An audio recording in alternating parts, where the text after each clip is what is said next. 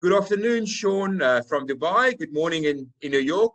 Thank you for making time to speak to us today. You are IUCN's chair on education and communication. That's correct. For the last 4 years, I've been the elected chair of one of 6 IUCN commissions. It's the commission that focuses on how people communicate nature, the behavior change associated with nature, and of course the education, a key element of getting people engaged, exciting, and activated for nature. But let me start by asking you about the scientific case for taking action. Where are we on biodiversity and species loss? What are we hearing from IPBES and from the scientific community? Well, we live at a really interesting time. Since Nagoya, when we set goals 10 years ago, we've progressed profoundly on our commitment to science-based targets. As a behavior change expert and a communication expert, I believe that science-based targets are useful in that they create maps, mental images, memes, which we can use to pursue and activate people. And we've come a long way. We have multiple strands of work to really try and define science-based targets for biodiversity. But a few comments. One is nature is infinitely more complicated than climate. Climate is a relatively simple phenomena to understand and to activate. Nature is very different. You have millions of species, you have ecosystems, you have a human relationship to all that. You cannot come up with the same type of science-based target that you can with climate, in that its complexity does not allow you to simplify the world to a single high-level achievable target. Now there could be 2 or 3 layered targets below it. One target looking at species. We will not lose the million species that IPBES warns us that we may lose. We'll set a target of reaching only 600,000. We could set sub-targets. So I think sometimes people have pushed hard for these science-based targets for biodiversity, but I warn the world that it's not easy. 2, I think we over-focus sometimes on what a science-based target is.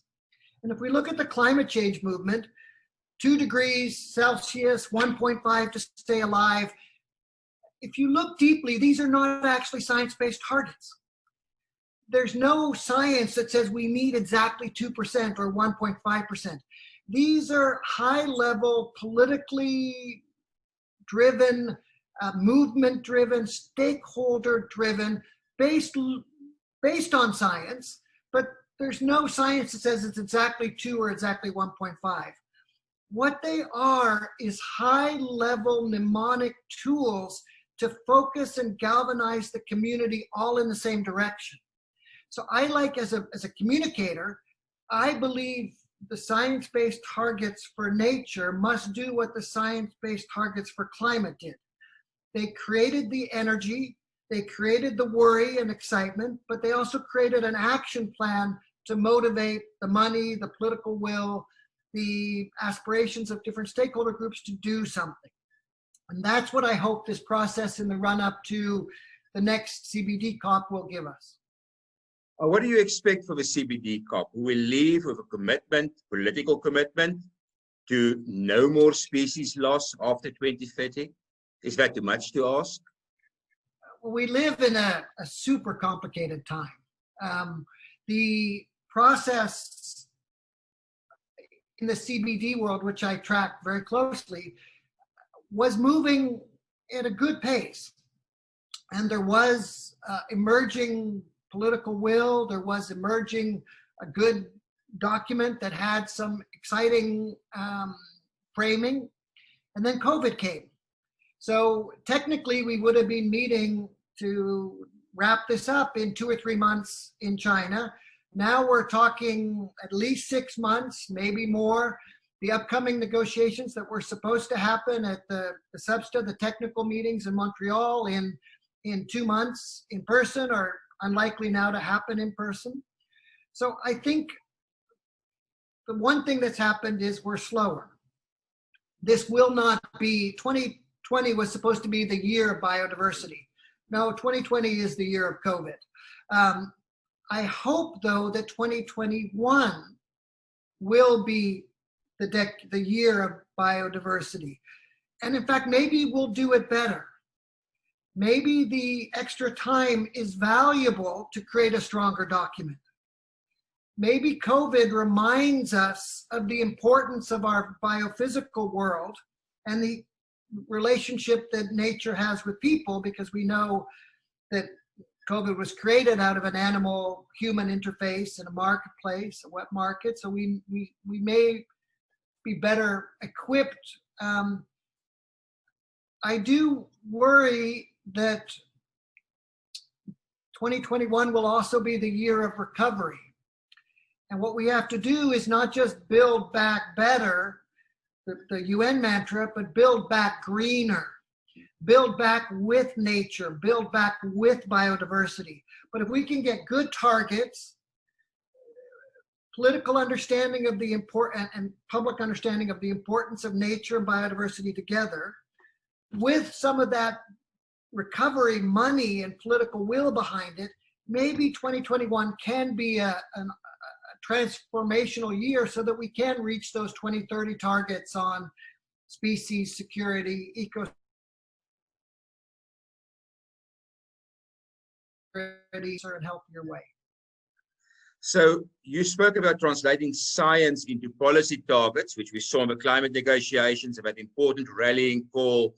I remember as we built up to the Copenhagen COP on 2 degrees Celsius and later 1.5 degrees Celsius. The second major element that I learned from a climate change negotiation is the bottom-up support and the public awareness, translating that policy target into something that ordinary people can resonate with and understand. And in the climate, it took the Al Gore movie as a sort of a global public relations campaign to bring the message home to ordinary people. What's the equivalent of that at a global public awareness level on biodiversity?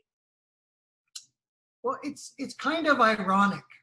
20 years ago, we had less understanding of climate, less action on climate, and a more polarized perspective of climate. Is it happening or is it not happening?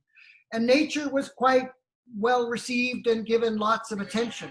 If you track the media hits and the political will and the investment, the climate work has all gone hugely up, and biodiversity nature work has largely stayed the same. That has happened for a few reasons on climate. One is the situation's got worse. 2, the science has got better. But really important is these targets. The 2 degrees and the 1.5 degrees weren't just policy targets. They were tools that galvanized public awareness and therefore public action.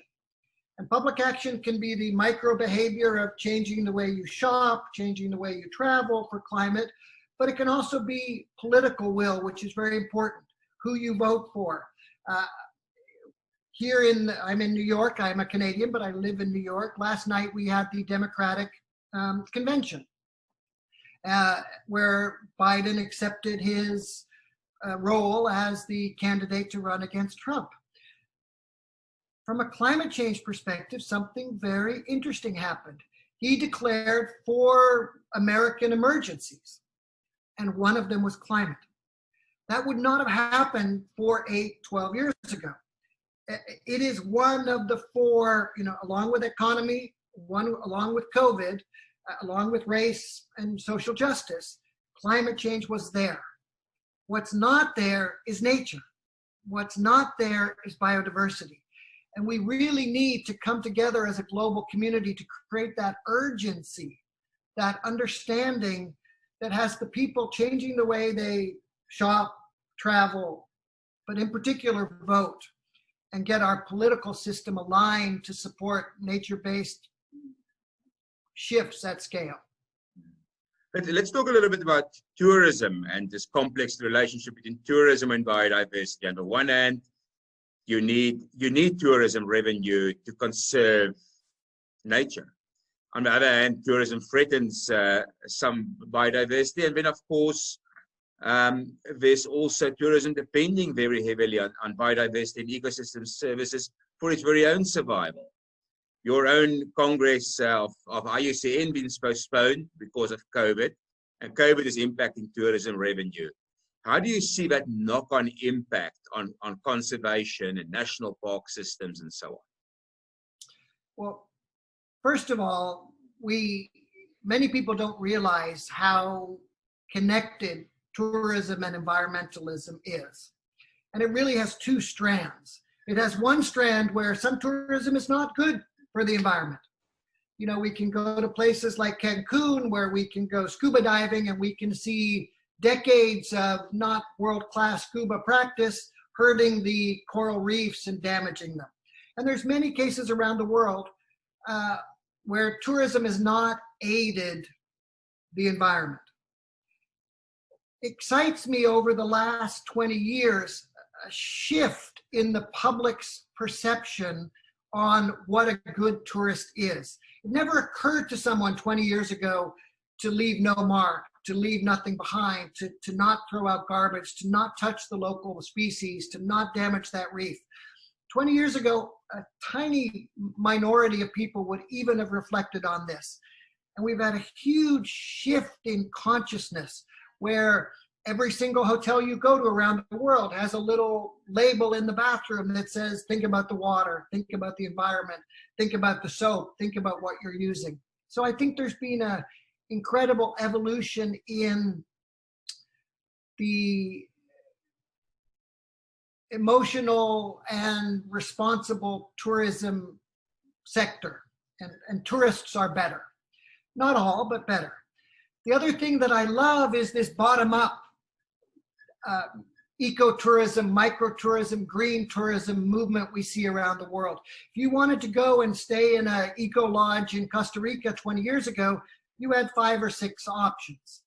Now you have 500 or 600 options. And I love that this bottom-up piece is happening for a couple of reasons. One is it's a huge educational component. It makes tourists think and it gives tourists options. So when you fly from New York to St. Lucia, you don't have to stay at a big hotel. You can stay at a beautiful eco lodge. And that increases the awareness and the opportunities for the tourists. But it also shares the economic benefits. At the end of the day, green tourism can only happen if local communities benefit from conserving biodiversity. And that marriage between biodiversity conservation and poverty reduction, community empowerment, has come so far. So I'm very optimistic.